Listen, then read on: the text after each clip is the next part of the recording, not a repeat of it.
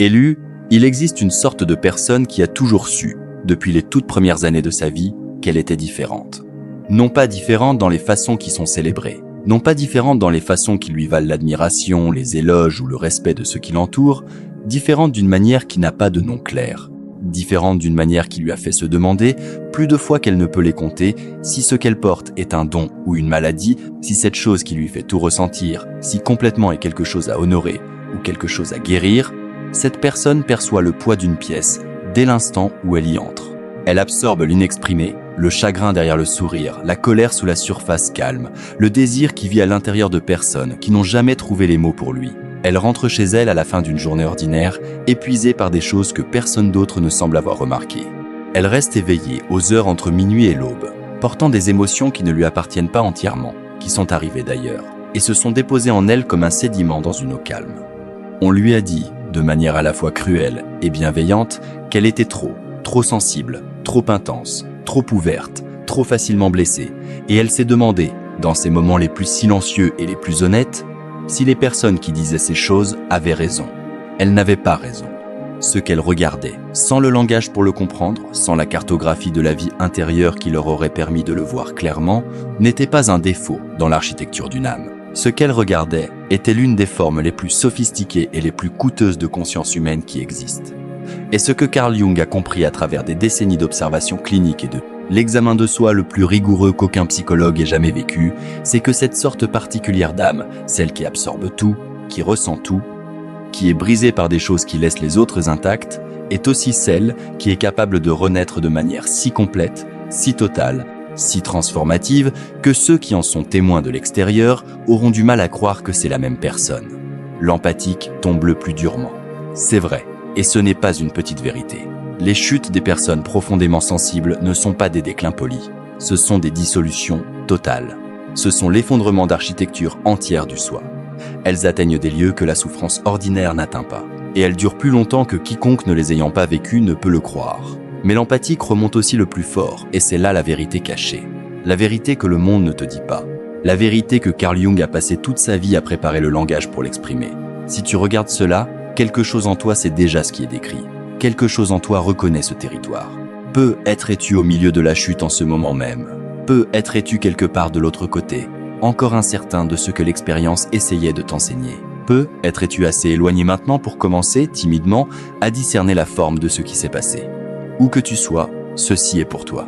Si ces profondeurs parlent à quelque chose de réel en toi, prends un instant maintenant pour aimer cette vidéo et t'abonner à Améombre. Chaque jour, une nouvelle porte s'ouvre sur le cœur de la psychologie jungienne. Et le chemin qui commence ici te mènera plus loin que tu ne peux encore l'imaginer. Il y a des personnes dans le monde pour qui la surface des choses suffit. Elles traversent la vie quotidienne avec une aisance que la personne sensible observe souvent, avec un mélange d'envie et de perplexité. Elles ne sont pas troublées par l'atmosphère des pièces. Elles ne sont pas défaites par la musique. Elles n'absorbent pas, comme à travers la peau, les réalités émotionnelles de ceux qui les entourent. Elles avancent à travers les relations, les pertes et les déceptions ordinaires de la vie humaine, avec une résilience qui, vue de l'extérieur, ressemble à de la force. Ce peut être de la force, mais c'est aussi, du point de vue jungien, une forme particulière de limitation, une qualité scellée, une absence de perméabilité qui garde la personne ordinaire à l'abri des profondeurs, mais aussi nécessairement à distance d'elle. Carl Jung a observé deux orientations fondamentales de la conscience humaine dans son travail sur les types psychologiques. L'introverti, disait-il, est principalement orienté vers le monde intérieur, vers les mouvements de sa propre psyché, vers l'architecture invisible du sens qui sous-tend l'expérience. L'extraverti est principalement orienté vers le monde extérieur, vers le monde des objets, des personnes et des événements. Aucune orientation n'est supérieure. Les deux sont nécessaires, mais elles produisent des rapports radicalement différents à la souffrance, à la profondeur et aux possibilités de transformation. L'empathique, en termes jungiens, possède généralement une forte orientation introvertie combinée à ce que Jung appelait une fonction sentiment très développée. L'une des 4 fonctions de base de la conscience qu'il a identifiées, aux côtés de la pensée, de l'intuition et de la sensation, la fonction sentiment pour Jung n'était pas une simple émotivité. C'était une forme de perception, une manière de connaître le monde à travers la réponse évaluative immédiate et incarnée qui surgit avant que la pensée ait eu le temps de s'organiser. C'est la fonction qui sait, en un instant, si quelque chose est vrai ou faux dans un sens moral, si une personne est authentique ou jouée, Si une situation est sûre ou dangereuse de façon que l'esprit rationnel n'a pas encore détectée, chez une personne à fonction sentiment hautement développée, cette capacité est extraordinaire. Elle opère avec une vitesse et une précision qui peuvent sembler presque surnaturelles à ceux qui l'entourent. C'est pourquoi l'empathique sait des choses qu'il ne devrait pas savoir, ressent des changements dans les relations avant que toute preuve externe de ces changements n'apparaisse, presse la fin de quelque chose pendant que tout le monde célèbre encore sa continuation. Mais cette même acuité, ce même raffinement de la fonction sentiment à un degré de sensibilité presque douloureux, est aussi la raison pour laquelle les chutes de l'empathique sont si complètes. Parce qu'une personne qui perçoit par le sentiment, qui s'oriente à travers la réponse évaluative de tout le corps et de la psyché, ne vit pas la perte, la trahison et le deuil comme des informations à traiter. Elle les vit comme des événements totaux, des événements qui engagent l'être entier d'un seul coup, sans la distance protectrice que les individus orientés vers la pensée peuvent maintenir. Ce n'est pas une faiblesse.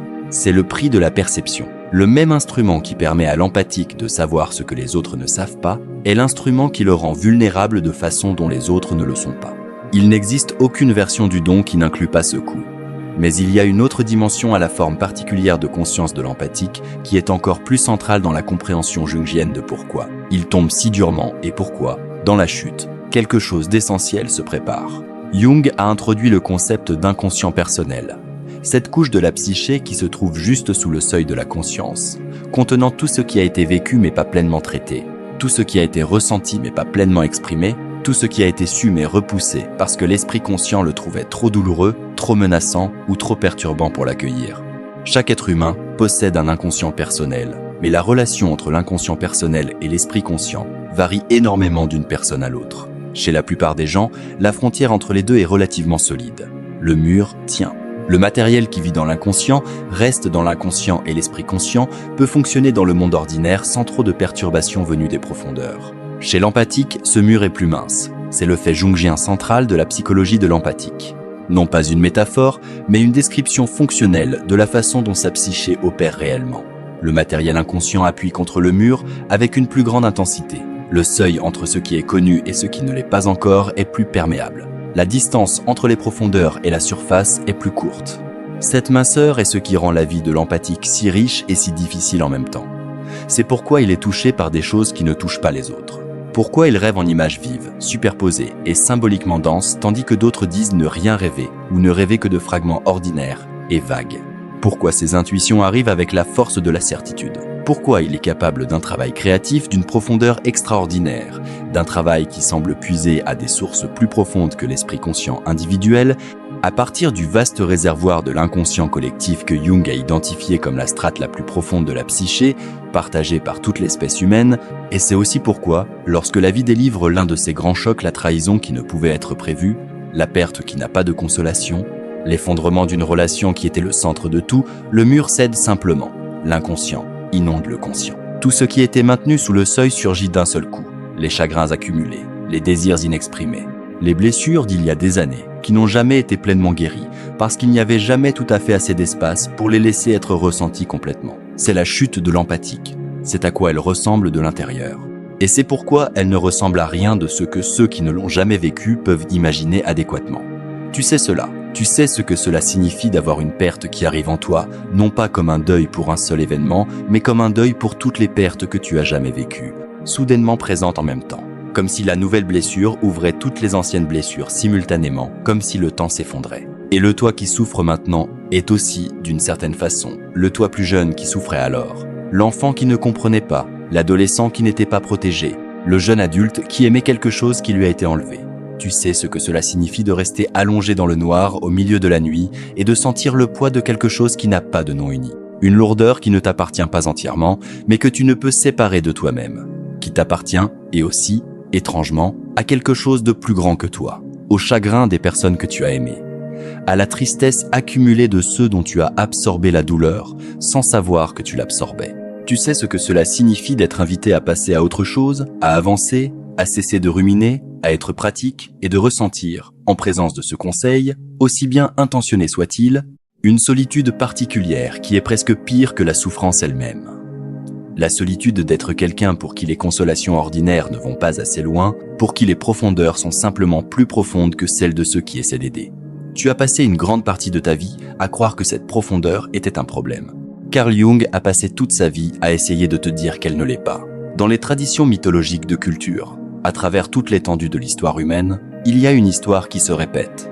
Elle apparaît sous des costumes différents, dans des langues différentes, avec des noms différents et des paysages différents. Mais la structure essentielle est toujours la même. Une figure significative, un héros, une déesse, un être divin, un roi, entreprend une descente. Elle descend dans le monde souterrain, dans le ventre de la baleine, dans la tombe, dans la grotte au fond du monde. Elle entre dans l'obscurité et y reste. C'est la partie de l'histoire que le monde moderne tend à abréger, à précipiter, à traverser le plus vite possible pour arriver à la résurrection. Mais dans les histoires originales, dans le mythe sumérien d'Inanna, le plus ancien récit écrit de descente que nous possédions, le temps passé dans l'obscurité n'est pas abrégé. Inanna, la reine du ciel, descend à travers 7 portes dans le royaume des morts, abandonnant à chaque porte quelque chose de ce qu'elle est. Sa couronne, son collier de lapis-lazuli, son anneau d'or, sa robe, jusqu'à ce qu'elle arrive dans le monde souterrain, dépouillée de tout. Et elle reste suspendue là, sur un crochet, morte, pendant 3 jours, pas 3 heures, pas 3 minutes, 3 jours de mort, totale, de dissolution totale, d'absence totale du soi qu'elle était. Et puis elle renaît. Jung a compris que cette histoire et les 1000 variations qui en apparaissent dans chaque culture n'est pas seulement un récit, c'est une carte du processus de transformation propre à la psyché, la descente dans l'inconscient. La période de dissolution dans laquelle l'ancien soi, le petit soi, le soi du moi défendu, doit mourir complètement avant que quelque chose de nouveau puisse émerger. Et la remontée, non pas vers ce qui était, mais vers l'avant, vers quelque chose qui n'est devenu possible que par l'expérience complète de l'obscurité. C'est le schéma de la chute de l'empathique. Elle n'est pas aléatoire, elle n'est pas une punition. C'est l'un des schémas les plus anciens et les plus constants de transformation psychologique humaine jamais documentés. La chute et la descente. L'obscurité et le monde souterrain. Et la remontée, si l'empathique peut rester dans l'obscurité assez longtemps, résister à la pression de remonter prématurément, faire confiance au processus même quand il est terrifiant, est la résurrection. Dans la période de la descente, dans le temps sombre qui suit la grande chute, les rêves de l'empathique changent. Jung a accordé une attention extraordinaire aux rêves tout au long de son travail clinique et théorique. Il les considérait comme la communication la plus directe disponible entre l'inconscient et l'esprit conscient. Non pas des métaphores, non pas des ornements symboliques de la vie éveillée, mais de véritables dépêches venues des profondeurs, portant des informations dont l'esprit conscient avait besoin et qu'il n'aurait pas pu atteindre par ses propres ressources. Les rêves de l'empathique en descente ont une qualité qui ne ressemble pas aux rêves ordinaires. Ils sont plus denses, plus vifs, plus étranges, d'une façon qui ne peut être écartée, comme la simple étrangeté habituelle des rêves. Ils portent une gravité, un sentiment que ce qui se passe dans le monde du rêve est aussi réel et aussi conséquent que tout dans la vie éveillée. Parmi les images les plus courantes qui apparaissent dans ces rêves figurent de vastes espaces souterrains, des grottes d'une profondeur et d'une étendue énorme, des tunnels qui vont plus loin que la lumière ne peut suivre, des cavernes dont les plafonds se perdent dans l'obscurité et dont les sols sont couverts d'une eau noire immobile. Ces images sont la représentation propre de la psyché de l'endroit où elle se trouve, dans les profondeurs de l'inconscient, bien en dessous de la surface ordinaire de la vie éveillée. L'esprit qui rêve, avec son instinct pour une communication symbolique précise, dit exactement au rêveur où il est. Il y a des rêves d'eau sombre, de se tenir au bord d'un grand plan d'eau la nuit, d'être submergé, non pas en train de se noyer exactement, mais immergé, maintenu dans la profondeur de quelque chose qui n'a pas de fond visible. L'eau, dans la symbolique jungienne des rêves, est l'image de l'inconscient lui-même, sous sa forme la plus fondamentale, l'élément primordial d'où la conscience a émergé et auquel elle retourne dans les profondeurs du sommeil. Quand l'empathique rêve d'eau sombre, il rêve avec une grande exactitude symbolique de l'inconscient qui a inondé sa vie éveillée, des profondeurs qui sont devenues impossibles à éviter. Il y a des rêves d'énormes bâtiments, de maisons bien plus grandes qu'elles ne devraient l'être, avec des pièces qui s'ouvrent sur d'autres pièces, qui mènent à des couloirs sans fin, des bibliothèques dont les étagères disparaissent dans l'obscurité, des hôpitaux dont on ne peut sortir, des hôtels où chaque étage mène à un autre étage et où le hall n'est jamais atteint. Ce sont des images du soi, avec un grand S, que Jung distinguait soigneusement du petit soi du moi conscient ordinaire. La psyché totale, la pleine étendue de qui le rêveur est réellement, par opposition à la version étroite de lui-même dans laquelle il a vécu. Le rêveur perdu dans l'énorme maison commence, dans l'obscurité de sa descente, à rencontrer pour la première fois l'ampleur complète de son propre monde intérieur. Il y a des rêves dans lesquels les morts reviennent, dans lesquels des personnes perdues il y a des années, parfois des décennies, apparaissent avec une vivacité et une présence que la mémoire éveillée ne peut égaler. Ces retours ne sont pas des accidents du cerveau endormi. C'est l'inconscient qui fait ce pourquoi il est conçu. Ramener ce qui n'a jamais été pleinement pleuré, rapporter ce qui n'a jamais été pleinement reconnu, offrir dans l'espace du rêve les rencontres qui ont été refusées ou interrompues dans la vie éveillée. Et il y a, dans les périodes les plus profondes et les plus significatives de la descente, des rêves d'une qualité particulière de beauté sombre. Des jardins souterrains où d'étranges fleurs poussent en l'absence de lumière, des rivières souterraines qui portent une faible luminescence, des chambres profondes dans la terre qui contiennent des objets d'une grande signification, des objets que le rêveur ne peut nommer, mais qu'il sait, avec la certitude du rêve, être importants. Ce sont les premiers signes de ce qui vient, les premières intuitions portées depuis les profondeurs par l'inconscient, que l'obscurité n'est pas seulement l'obscurité, que le monde souterrain contient quelque chose que le monde d'en haut ne possède pas, que la descente, si elle est menée jusqu'au bout, produira quelque chose qui ne pouvait être trouvé qu'en allant tout en bas. Au centre du voyage de l'empathique, au cœur de la compréhension jungienne de pourquoi il tombe si durement et remonte si haut, se trouve le concept d'ombre. Jung a développé le concept d'ombre tout au long de sa carrière, l'affinant et l'approfondissant pendant des décennies de travail clinique et d'examen personnel de soi. L'ombre, pour Jung, n'était pas le mal. Ce n'était pas le pire d'une personne. C'était plutôt tout ce que l'esprit conscient avait refusé de reconnaître comme faisant partie de lui-même. Le chagrin qui avait appris à se déguiser en force, la colère que l'on avait dit inacceptable, le désir que l'on avait éduqué au silence, la peur qui avait appris à s'appeler prudence, les parties du soi qui ne correspondaient pas à la persona, au visage public, à l'identité fonctionnelle, au soi que le monde avait approuvé. Chaque être humain a une ombre. Ce n'est pas une pathologie. C'est la conséquence inévitable du fait que la conscience est sélective. Elle ne peut contenir qu'une portion de ce que la psyché complète contient. Le reste va dans l'ombre. Et l'ombre, insistait Jung, ne disparaît pas simplement parce qu'elle a été poussée sous le seuil de la conscience. Elle continue de vivre. Elle continue d'appuyer. Elle s'exprime indirectement par des projections sur les autres, dans les rêves, dans les symptômes, dans les réactions émotionnelles, qui semblent disproportionnées par rapport à leur cause apparente, dans les compulsions, les peurs et les désirs que l'esprit conscient ne peut pas pleinement expliquer. Pour l'empathique, l'ombre a une qualité particulière et urgente. Parce que le mur mince de l'empathique signifie que le matériel de l'ombre est toujours proche de la surface, toujours en train d'appuyer, toujours en train de trouver son chemin à travers les fissures. C'est une partie de ce qui rend la vie émotionnelle de l'empathique si intense.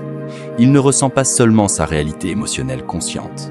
Il ressent aussi la pression de tout ce qui est maintenu dans l'ombre, tout ce qui n'a pas encore été reconnu, tout ce qui cherche la lumière de la reconnaissance consciente. La grande chute, l'événement ou l'accumulation d'événements qui met l'empathique à genoux est, du point de vue jungien, le moment où l'ombre ne peut plus être contenue. Quand le mur cède complètement et que le volume entier de ce qui était maintenu sous le seuil surgit d'un seul coup dans la conscience, c'est catastrophique. Il n'y a pas d'autre mot. L'arrivée de l'ombre complète dans la conscience d'un seul coup est l'une des expériences les plus écrasantes que la psyché humaine puisse traverser. Cela ressemble à la fin de tout, à la dissolution du soi, à une obscurité si totale que l'idée même de lumière devient difficile à maintenir. Mais ce n'est pas la fin. Du point de vue jungien, c'est le commencement le plus important accessible à la psyché humaine. Parce que le matériel de l'ombre qui a maintenant inondé la conscience n'est pas étranger. Ce n'est pas l'ennemi, c'est la personne elle-même, les parties d'elle qui ont été repoussées, qui n'ont pas été autorisées à exister dans la lumière ordinaire de la persona, qui attendaient avec une grande patience et une grande insistance d'être intégrées. L'intégration de l'ombre, le processus qui consiste à affronter ce qui s'y trouve, à le reconnaître comme faisant véritablement partie de soi, à cesser de le projeter sur les autres ou à le repousser sous le seuil, est ce que Jung appelait le travail central de la vie psychologique. Et c'est un travail auquel l'empathique, dans la période de sa plus grande souffrance, est invité avec une grande urgence et une grande force à commencer. Ce travail n'est pas confortable. Il faut le dire clairement. L'intégration de l'ombre n'est pas un processus doux. Elle implique de confronter des choses sur soi-même que la persona trouvait inacceptables. Elle implique de reconnaître la colère que l'on disait peu gracieuse, le besoin que l'on disait indigne, le chagrin que l'on disait complaisant, la rage, oui, la rage qui vit à l'intérieur de la personne qui a tout donné et a été répétitivement exploitée pour son don. L'empathique porte souvent en particulier une ombre énorme de colère supprimée, parce que le don de l'empathique est aussi sa blessure la plus fréquente. Il donne aux autres avec une générosité extraordinaire. Il absorbe, s'adapte et fait de la place, et il le fait parfois à un coût ruineux pour lui-même. Et parce que le fait de donner semble être ce qu'il est censé faire, Parce que la sensibilité a été si profondément confondue avec l'abnégation dans sa propre compréhension de soi, la colère, réponse naturelle et entièrement légitime au fait d'être utilisé, d'être exploité, d'être pris pour une ressource plutôt que pour une personne, est poussée sous le seuil, dans l'ombre, où elle ne disparaît pas, où elle attend. Dans la période de la chute, cette colère fait partie de ce qui inonde la conscience. Et c'est effrayant pour l'empathique qui s'est toujours identifié à la douceur et à l'accommodement de découvrir ce qui vivait dans ses profondeurs, de découvrir qu'il n'est pas seulement la personne qui ressent de la compassion pour tout le monde. Il est aussi une personne qui a été tranquillement, constamment, profondément furieuse depuis très longtemps. Mais cette découverte, aussi difficile soit-elle, est essentielle parce que la colère n'est pas mauvaise. C'est la réponse légitime d'un soi qui n'a pas été pleinement honoré, d'un soi qui a donné et donné et donné et n'a jamais été rendu avec une générosité égale. La colère est la manière dont l'ombre insiste pour dire que l'empathique a un soi qui mérite d'être protégé, honoré, défendu. L'intégration de cette colère, sa reconnaissance, le fait de cesser de la projeter ou de la supprimer, le commencement de la laisser informer ses choix, ses limites et son sentiment de ce qu'il mérite, est l'un des événements les plus transformateurs du processus d'individuation. C'est le moment où l'empathie commence à cesser d'être un réceptacle pour la réalité de tous les autres et commence à découvrir la réalité qui est spécifiquement, irréductiblement la sienne. Il y a une figure dans le monde antique qui incarne avec une précision extraordinaire l'archétype au centre du voyage de l'empathique. Son nom est Chiron. Dans la mythologie grecque, il est un centaure, mi-homme mi-cheval, qui sert de maître et de guérisseur aux plus grands héros du monde antique. Achille, Jason, Esculape, les guérisseurs, les guerriers et les transformateurs de l'imaginaire grec passent tous par les mains de Chiron. Il leur enseigne la médecine, la musique, la prophétie et les arts de la guerre. Parmi les centaures, il est le seul vraiment civilisé, le seul capable de contenir à la fois l'animal et le divin, l'instinctif et le cultivé dans un seul être. Et Chiron lui-même est blessé, touché par une flèche trempée dans le sang de l'hydre, une blessure qui ne peut pas guérir, qui ne se referme pas, qui lui cause une souffrance perpétuelle. Il est le grand guérisseur qui ne peut pas se guérir lui-même. Et pourtant, et c'est le point essentiel et irréductible, c'est précisément à cause de cette blessure inguérissable que Chiron peut offrir ce qu'aucun autre guérisseur ne peut offrir. Il ne guérit pas d'en haut, depuis une position d'autorité intacte.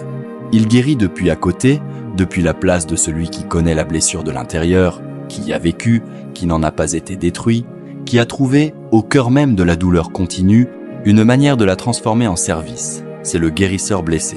C'est l'archétype qui gouverne le voyage le plus profond de l'empathique. Et Jung le voyait partout, dans les traditions chamaniques des cultures autochtones à travers le monde, où le guérisseur gagne son pouvoir précisément en ayant traversé et survécu à une maladie ou une crise extrême. Dans l'archétype chrétien du Christ, qui descend dans la mort et renaît, dans la tradition alchimique que Jung a étudiée avec grand soin, où la transformation du métal vil en or exige que le métal soit soumis à des conditions de chaleur extrême et de dissolution, la blessure n'est pas accessoire au don. La blessure est la source du don. La sensibilité qui a fait tomber l'empathique si durement, la minceur du mur, la perméabilité de la psyché, l'incapacité à maintenir la distance confortable que les autres maintiennent est inséparable de la qualité qui lui permet d'offrir aux autres êtres humains la chose la plus rare et la plus nécessaire. La connaissance d'avoir été vraiment ressenti, non pas observé, non pas évalué, non pas aidé depuis une distance professionnelle, mais ressenti, de la façon dont on ressent quelque chose quand on se tient à l'intérieur plutôt que de le regarder de l'extérieur. De la façon dont l'empathique, qui a été dans l'obscurité, peut accompagner une autre personne dans son obscurité sans broncher, sans fuir, sans essayer de réparer, de résoudre ou d'abréger ce qui se passe. Simplement être présent, rester, ce n'est pas une compétence que l'on peut apprendre dans un livre. Ce n'est pas une technique. C'est quelque chose qui n'est disponible qu'à ceux qui ont accompli la descente complète, qui sont restés dans l'obscurité assez longtemps, qui sont revenus en portant, dans la texture même de leur présence, la connaissance de ce que c'est que d'être allé tout en bas. La remontée de l'empathique ne ressemble pas à ce que le monde attend d'une remontée. Elle n'est pas triomphante au sens ordinaire. Elle n'est pas plus forte, plus confiante, plus défendue, plus armée contre les profondeurs qui ont failli le détruire.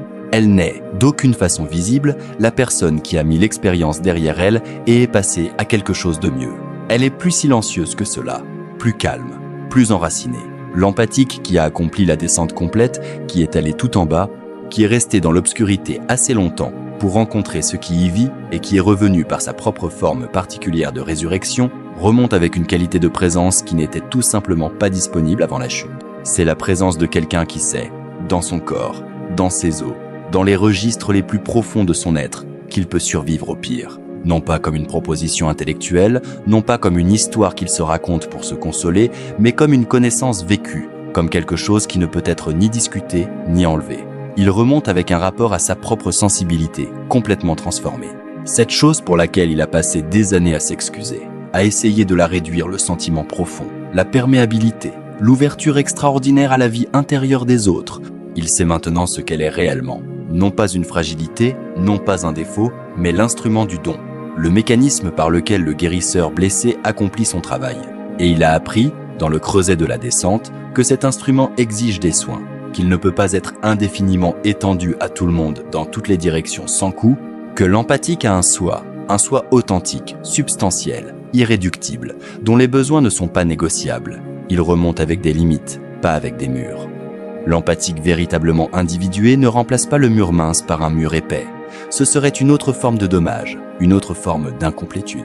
Il remonte avec quelque chose de plus sophistiqué que des murs, la connaissance de qui il est, la forme de sa propre âme, la capacité de dire. Depuis un lieu de véritable connaissance de soi plutôt que de protection du soi, ici je finis et tu commences. Voici ce que je suis capable de donner. Voici ce que je ne peux pas. Il remonte avec un pouvoir créatif qui n'était pas disponible auparavant. Parce que l'intégration de l'ombre qui se produit dans la descente, la confrontation avec la colère supprimée, le chagrin non pleuré, le désir non reconnu, le volume complet de ce qui était maintenu sous le seuil, libère de l'énergie.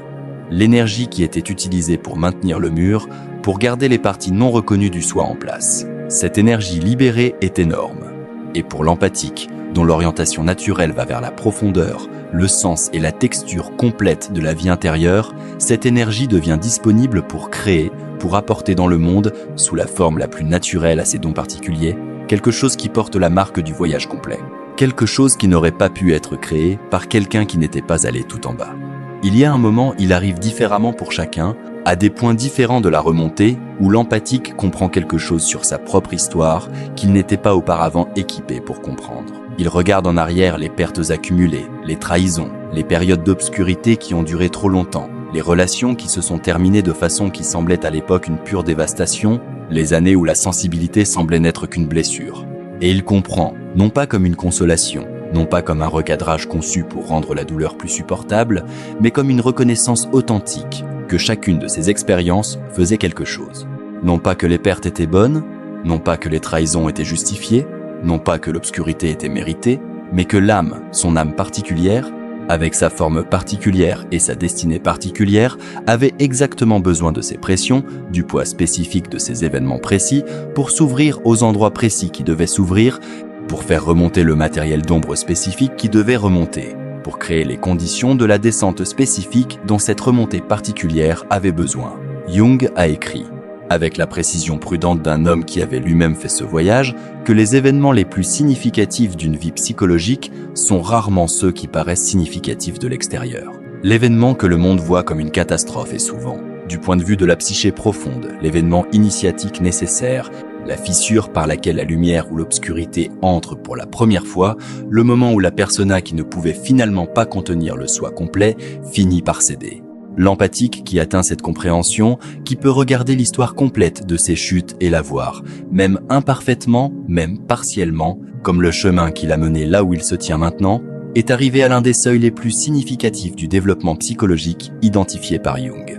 Le seuil où la souffrance commence à devenir sagesse. Non pas la sagesse jouée de la personne qui prétend n'avoir aucun regret, mais la vraie sagesse de la personne qui a rencontré le pire en elle-même et dans le monde, et qui a trouvé dans cette rencontre quelque chose qui ne peut lui être enlevé. C'est ce que signifie réellement la vérité cachée de Jung sur l'empathique. Ce n'est pas une promesse que la chute ne fera pas mal. Elle fait complètement mal. Elle le fait toujours pour ceux qui ressentent avec la profondeur de l'empathique. Rien dans le cadre jungien ne suggère le contraire.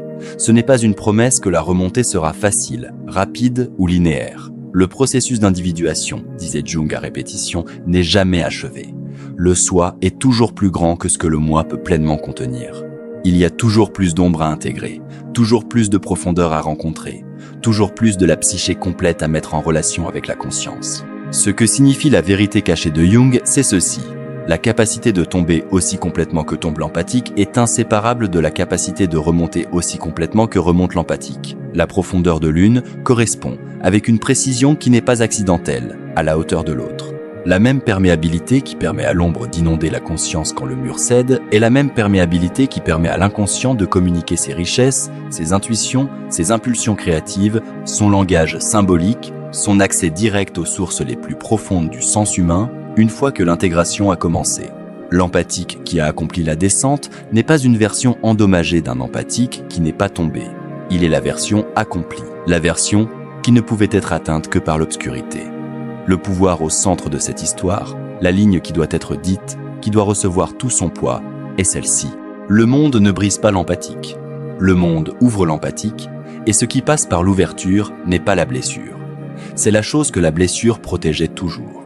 Si tu regardes cela depuis l'intérieur de la chute, si l'obscurité ne s'est pas encore levée, si le mur a récemment cédé et que l'inondation traverse encore ton être, alors entends ceci, tu n'as pas besoin de le réparer rapidement. Tu n'as pas besoin de le gérer pour en faire quelque chose de plus acceptable. Tu n'as pas besoin de remonter avant d'avoir trouvé ce que les profondeurs contiennent. La descente n'est pas ton échec, c'est ton initiation. Reste avec elle aussi longtemps qu'elle l'exige, pas passivement.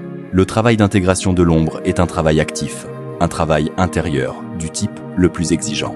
Mais sans la pression d'avoir fini avant d'avoir fini. Sans l'anxiété que l'obscurité signifie que quelque chose est allé irrémédiablement de travers. L'obscurité signifie que tu es dans le monde souterrain. Et le monde souterrain, dans toutes les traditions mythologiques qui n'ont jamais cartographié ce territoire, est l'endroit où la transformation se produit. La blessure de Chiron ne s'est pas refermée, mais elle ne l'a pas arrêtée. La blessure est devenue l'ouverture par laquelle quelque chose d'extraordinaire a coulé. La capacité de rencontrer les autres dans leur souffrance avec une présence qu'aucun guérisseur intact n'aurait pu offrir. La sagesse qui n'est disponible qu'à ceux qui ont vécu dans la douleur, non pas qui l'ont observée de l'extérieur. Ta blessure ne se refermera pas non plus, pas complètement. L'empathique qui a traversé la grande chute porte la marque de celle-ci pour le reste de sa vie. Mais la marque n'est pas un signe de dommage. C'est un signe d'initiation, du voyage complet qui a été accompli, du coût qui a été payé pour le don qui est maintenant tranquillement et irrévocablement tien. Le monde a besoin de toi. Non pas d'une version de toi qui a appris à ressentir moins. Non pas d'une version de toi qui a enfin construit des murs adéquats, qui s'est armé contre les profondeurs, qui est devenu plus semblable aux personnes qui n'ont jamais été troublées par l'eau sombre, les espaces souterrains et le poids de ce qui reste inexprimé dans les pièces. Il a besoin de toi tel que tu es réellement, le guérisseur blessé, celui qui connaît le monde souterrain de l'intérieur, celui dont la présence auprès de ceux qui souffrent porte une qualité qui ne peut être fabriquée. La qualité de quelqu'un qui y est allé, qui y est resté, qui en est revenu. Il y a des personnes dans le monde en ce moment même qui sont dans leur propre descente, qui sont dans l'obscurité, qui ont plus que tout besoin de la compagnie de quelqu'un qui ne bronche pas devant la profondeur de ce qu'elles vivent, qui n'essaiera pas de le réparer, de le résoudre ou de le précipiter vers la lumière, qui restera simplement avec la pleine présence de quelqu'un qui connaît ce territoire, qui a gagné le droit de le naviguer sans être détruit. Tu es cette personne. Tout ce qui t'a brisé est en train de faire de toi cette personne. Carl Jung a écrit, vers la fin de sa longue vie, que la question la plus exigeante qu'un être humain puisse affronter n'est pas une question sur le monde, c'est une question sur lui-même. Non pas « qui veux-je être ?», mais « qui suis-je ?», dans le sens le plus complet et le plus honnête du mot. L'empathique, qui a accompli la descente complète, qui a affronté l'ombre, intégré ce qui s'y trouvait, survécu à la dissolution du petit soi et trouvé le plus grand soi qui attendait de l'autre côté, a répondu à cette question non pas parfaitement, non pas de façon permanente, mais authentiquement, d'une manière qui n'est possible que par le genre d'expérience qui ne peut être raccourcie, gérée ou traitée depuis une distance sûre. Il sait ce qu'il est, le guérisseur blessé, celui qui est tombé tout en bas et qui est remonté avec quelque chose que la chute a produit, celui dont la sensibilité n'est pas sa faiblesse, mais son instrument, celui dont la blessure n'est pas son obstacle, mais son ouverture. C'est la vérité cachée que Jung a passé toute sa vie à préparer le langage pour la dire aux personnes qui venaient à lui briser, convaincu que ce qu'elle ressentait était une maladie. Ce n'était jamais une maladie, c'était toujours le chemin. Tu es tombé le plus durement parce que tu étais fait pour la plus grande remontée. Non pas malgré ta sensibilité, mais à cause d'elle. Non pas malgré la minceur de ton mur, mais à cause d'elle. Non pas malgré la profondeur de l'obscurité où tu es entré, mais à cause d'elle. La chute n'était pas ton échec, c'était ta préparation. Et la remontée, silencieuse, profonde, enracinée dans quelque chose qui ne peut être enlevé, a déjà commencé. Si ce voyage au cœur de la psychologie jungienne a touché quelque chose de réel en toi, si l'histoire du guérisseur blessé est une histoire qui t'appartient ou qui appartient à quelqu'un que tu aimes, alors reste avec âme et ombre. Aime cette vidéo si elle t'a offert quelque chose qui vaut la peine d'être porté. Abonne-toi, car la porte qui s'ouvre ici mène plus loin qu'une seule vidéo ne peut suivre. La prochaine exploration t'attend déjà.